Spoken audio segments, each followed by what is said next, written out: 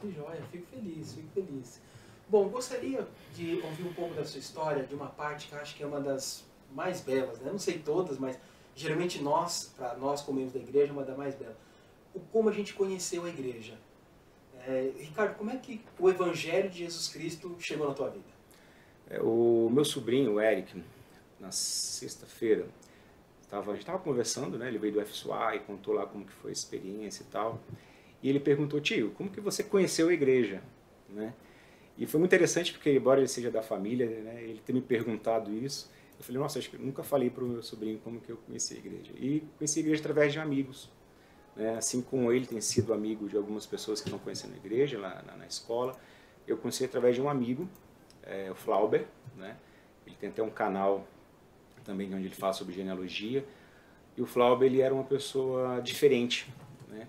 Ele chamava a atenção, não porque ele era o mais popular, o mais bonito, mas ele chamava a atenção pelo jeito dele. Alguma coisa me intrigava no Flauber. E um certo dia, ele tinha sofrido um acidente de skate, foi atropelado, então o pai dele sempre ia e buscava ele. Em um dado momento ele voltou sozinho para casa e a gente foi para o ponto de ônibus junto. E foi minha oportunidade de perguntar àquele cara o que ele tinha, né, que o tornava diferente. E eu era uma pessoa popular na escola, fazia parte do Grêmio e tal, mas ele chamava a atenção. E aí nós começamos a conversar e eu perguntei, falei: cara, o que você tem, né? Fala pra mim aí. Eu percebia que na escola toda as pessoas queriam fazer amizade, ser amigas dele, né? Amigos dele. E nós começamos a conversar sobre música, né? De Legião Urbana, de coisas que a gente gostava em comum, mas ele não respondeu a minha pergunta.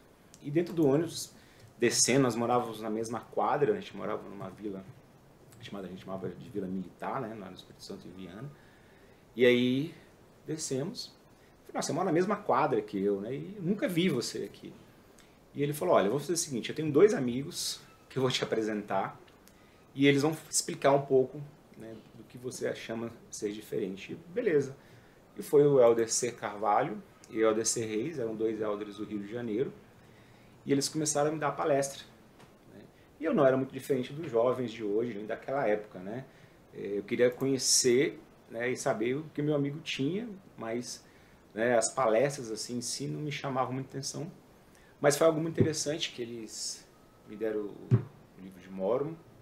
Eu já conhecia a Bíblia, frequentava uma outra religião. E eu peguei o livro de Mórmon e falei: nossa, mas, né, um outro livro, uma outra escritura, né? E vocês estão me dizendo que um profeta, esse José Smith aí, viu Deus, Jesus Cristo. Como que funciona esse negócio, né? Eles marcam umas passagens e me desafiou a ler, ponderar e orar. E orei, né? Li as passagens e orei. E perguntei assim: mas por que logo um americano? Né? Todo lugar no mundo poderia levantar a tua igreja, mas que tinha que ser nos Estados Unidos, né? E foi muito interessante que foi uma resposta que veio para mim que não tinha como ser outro lugar. Né? Lá reunia naquela época as coisas que precisava e para mim foi muito lógico. Não sei se foi espiritual, mas foi muito lógico. A minha oração foi muito lógica. E aí eu senti algo diferente naquele momento e lia uma escritura, né, em 1 Nef, capítulo 12, né, que diz que enquanto li esse livro, enchi-me do Espírito Santo. E foi a sensação que eu tive ao ler o livro de Mórmon. E aí, além de ter sido muito lógico para mim, fez muito sentido na minha vida, porque embora eu tivesse tudo, eu me sentia vazio.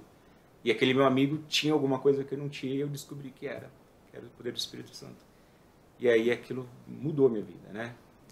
A partir desse momento houve minha conversão, né? Batizei numa quinta noite e foi uma outra experiência maravilhosa, meu batismo, porque me batizei, tinha poucas pessoas, mas as pessoas que deveriam estar lá, e eu saí do batismo e eu não senti voltando para casa, assim, parecia que eu estava flutuando, assim, eu nunca tinha sentido aquilo, eu não sabia que o poder, né, do Espírito Santo fazia aquilo com as pessoas, e me senti muito bem.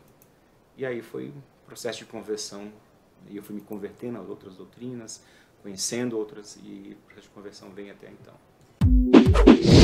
Se você gostou, deixe seu like, comente e compartilhe.